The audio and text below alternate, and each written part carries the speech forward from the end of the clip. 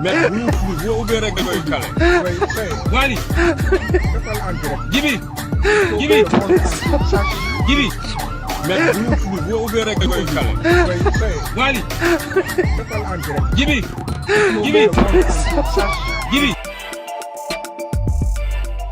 Chers amis internautes, comme nous avons l'habitude de le faire, tey nag ñi ngi fii su ngeen gisee ñu toog fi tey nag dañu bëgg a waxtaane fi réew mi toll su ñu nee fi réew mi toll tolluwaayu réew mi moo ko waral moo tax nee naa leen émission la boo xamante ni Tange dina ci jàkkaarlool képp koo xamante ni yàlla may na la xam-xam nga am ci nooy waxee am ñooy jëfee te uniquement intérêt réew mi tax laa jóg moo tax tey ñu war a toog fii waxtaane fi réew mi toll ki ji dalal tey nag jaratul ñu koy présenté kàngam la xàmmee nañ ko c'est une lionne.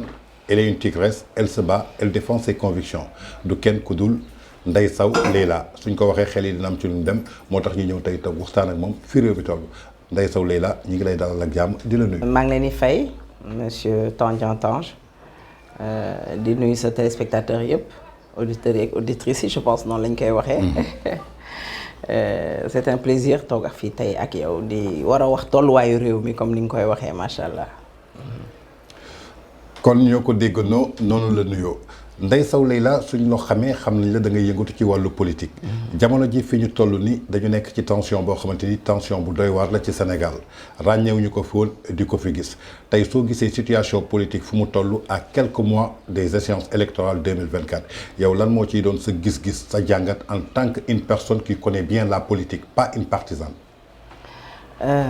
Ce qu'on vit en ce moment en tant que di war a jëm 2024 c'est vraiment désolant parce que dugg nañ 2024 te eggaguñu 2024 dugg nañ 2024 te eggaguñu 2024 mooy depuis je pense depuis 2019 élection 2019 jusqu'à présent ñi ngi politique ñi ngi campagne suñu vie au Sénégal c'est que ça moom ngay fekk ci biir kër yi ci bureau yi liggéey amatul au fait il y a que la politique qui est là en ce moment au Sénégal et c'est vraiment désolant en tant que politique c'est quelque chose que je déplore man maay nekk candidat yow doo nekk candidat opposition bi fii gouvernement bi fii na en fait c'est vraiment désolant daal voilà parce que suñu dëkk bi tey mënoon nañoo liggéey leneen tey par exemple tey yow am na émission yoo xam ne boo ko tegoon ci sa programme tey kenn du ko seetaan parce que ils te disent carrément say nit sa sax lay woo ne la gars yi degal ñu affaire politique bi parce que loolu moo fi xew loolooy débat bi et bu ñu sañoon neneen lay demee dañuy tëj lépp ba 2024 egsi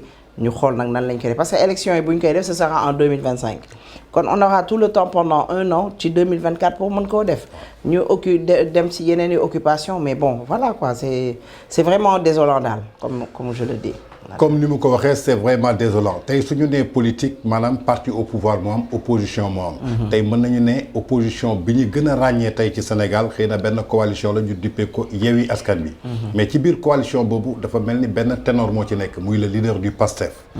ñu gis ni ko tey yàlla am na lu mu ko may gis nañu benn jeunesse boo xamante ni topp nañ ko xamuñu.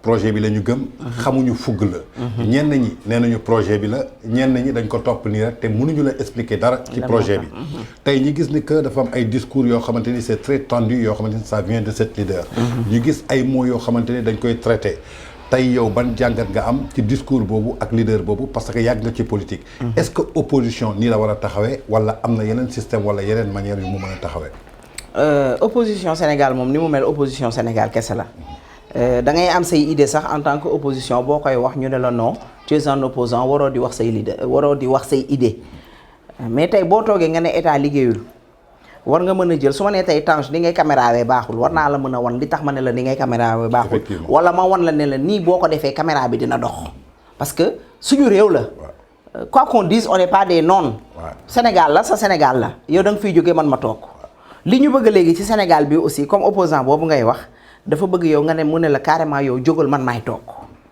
te Tange man dafa am lu ma gëm li ma gëm mooy carte bi Tange man su ma bëggul Tange falu sama carte laay jël dem votel ki ma neex du ma taal dëkk du ma taal réew effectivement da nga ne Yewwi Askan Wi moom la moo gën a nekk en vogue moom lañ nit ñi gën a gis mais kenn lañ ciy gën a gis ñi ci des topp si di ko léché muy ku ñuy wax Ousmane Sonko ni muy opposé woo du noonu la ñuy opposé woo ñun dañoo judd fekk Wade di opposé wu juddu fekk Senghor yor dëkk bi juddu fekk Abdou Diouf yor réew mi ñu yor ko nag lépp ci le plus grand respect et la plus grande diplomatie. Parce que Ousmane Sonko, il n'est pas diplomate, il n'est pas démocrate. Parce que boo tolloo ci réew boo xam ne dañ naan la ki fi nekk baaxul léegi pour ñu jëlee ko fi dañuy xeex wala dañuy rayante opposition bu bëri nag def silence di wane ne dañoo ànd ak moom mais ànduñoo ak moom boo gëstoo ci suuf xam nga li may wax ci média nga nekk ànduñoo ak moom dañoo ànd ak moom pour ses intérêts personnels. koo ci waxal mu ne la Ousmane Sonko dañ koy tëj bu ñu ko tëjee ñu jël ay nitam ñoom fi ñu toll nii looloo tax ñuy ànd ak moom kon façon opposition Ousmane Sonko c'est pas une opposition. opposition da ngay ànd ak dal opposition da ngay respecté ñi nga àndal opposition lan la wax kii nekk na fi def na lii baax na waaye ñun bu ñu ñëwee dañuy dolli lii man pour man loolu mooy programme mais ñoom amuñu programme projet la ñu am projet bi ñu am mooy déstabiliser Sénégal projet bi ñu am Ousmane Sonko man gëmatuma sax ne bëgg na falu bëgg na nekk président ah non non non non Ousmane Sonko bëggut a nekk président. Ousmane Sonko si dafa bëgg a déstabiliser réew mi pour man loolu kese moo ko tax a jóg xamuñu nag. le pourquoi ak lu tax mu bëgg ko def mais loolu mooy xelam parce que dëkk bu xasee ba yëngu Ousmane Sonko du présider man du ma présider yow doo présider armée mooy jël réew mi. Effectivement. jusqu'à je sais pas te temps yi armée moom bu jël réew ku xool ci Mali xool ci Guinée nga xam ne armée bu jëlee réew léegi dafay ñam nguur de toogatul pour 6 mois de day toog 4 ans jëm kaw. problème yooyu moo am diggante Mali ak Côte d'Ivoire kon pour man Ousmane Sonko taal réew mi dafa am leneen loo xam ne man je me dis que y a anguille sous roche y a anguille sous roche lii mënta nekk neen bëgg a jot réew kese bëgg a doon président kese ay xale di ci dee mu jaral la sa bakkan li tax xale yi di ci dee si sa bànneexu bopp la xale yooyu di dee ci say sangu set la xale yooyu di dee ci say daanu la xale yooyu di dee nga ne xale yi nañu génn ñu dee barki dee ma nga nekk kilifa nga ne da nga bëgg a jot réew mi amoo looy wax lu du ngay wax waxu mankankunkankanka nga ne ku dee sa ndey juraat waaye yow it gars yi tontu nañ la ku dee sa ndey juraat waaye yow it boo deewee ñu doon say jabar say jabar amaat jëkkër ci loolu lay ñëw toujours muy tension politique nga ne ndaw ji dee mais tey dañu jàkkaarloog Sénégal benn jeunesse boo xamante ni xamuñu manque de repère la xamuñu jeunesse bu désœuvré la comprendre ñu ban allure la ñu toppee Ousmane Sonko xëy na nit sooy topp un politicien da nga koy toppee conviction nga topp ko objectif xëy nga mën nga ne kii li lay indi wax nga ko ci sa biir wax mën nga opposé wu mais doo ne ki fi nekk defu fi dara ndaxte Barthélémy Dias wax na ko barki démb mi ngi ak ay bëtam di xool def na fi xëy na lii laa ci war a yokk mais dara baaxul. mais face à cette jeunesse inconsciente boobu tey yow ban jàngat nga ci am parce que dafa mel ni nekkoon nga ci parti Pastef. xam nga dafa am lu ma la bëgg a liiral fii. barki démb damay dégg ay journalistes man sax je me dis que ay faux journalistes la ñu ay présentateurs ay chroniqueurs ñu ne dañoo war a bàyyi nit ñi di marche. di manifester wu. en 2022 combien de manifestations moo am il y a eu 2000 meetings rejet 30 2000 demandes de meeting rejet 30. waa léegi 2000 laa la wax de en 2022. waa léegi 2000 ñu rejeté 30 est-ce que loolu bañal nañ leen marche. non wala meeting. bu dee manifestation 250 demandes manifestation ñu rejeté 20 kon y a eu 230 je pense. bu ma defee calcul bi. sûrement. waa léegi lan la ñu bëgg leneen ñun bu ñu nekkul ci démocratie ci lan lañ nekk bërki dem Ousmane Sonko dañ ne la wàcce sa oto nga bañ bu doon Amérique ñu fetal la nga dee. bërki dem wane nañ France. image boo xam ne waa ji Champs-Élysées la taxaw ñu ne ko na puus mu bañ ñu toj vitre bi wàccee ko coow jibul may damay wax ak na français yi nekk France seytaane fumiste yi xaw ma ba xam dañ koo monté xaw ma ba xam dëgg la wala du dëgg xaw ma journalu Amérique la xaw ma journalu France. Sonko was forcibly removed from his vehicle by security forces Thursday after his supporters were dispersed by tear gas in a new bout of tension ahead of presidential elections due next year.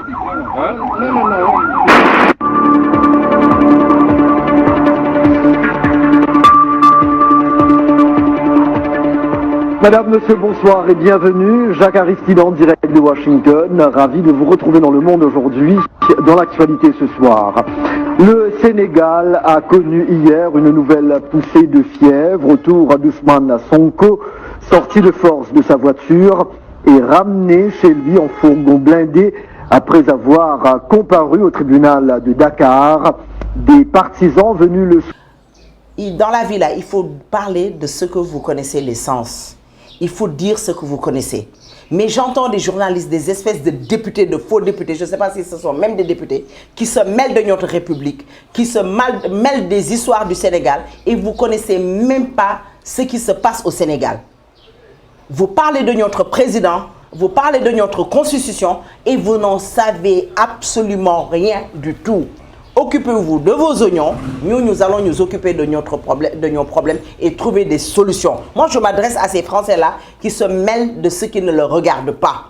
Ce qu'on a accepté à Ousmane Sonko ici, dans ce Sénégal-là, on l'a accusé de viol. En France, on accuse une personne de viol. Cette personne-là démissionne de son poste sans pourtant qu'on lui demande ça. Il faut que les gens arrêtent. Ouais. Avant-hier, il y a un maire, je pense, le maire a démissionné. Je ne sais même pas, on l'a accusé de quoi? Même le gouverneur de New York a démissionné, au mois de novembre sur juste une question, en demandant à son assistante, est-ce que des filles de votre âge acceptent de sortir avec des vieux de notre âge? Voilà. On l'a traité d'harcèlement. Voilà. Et le gouverneur a été démis de ses fonctions. Voilà.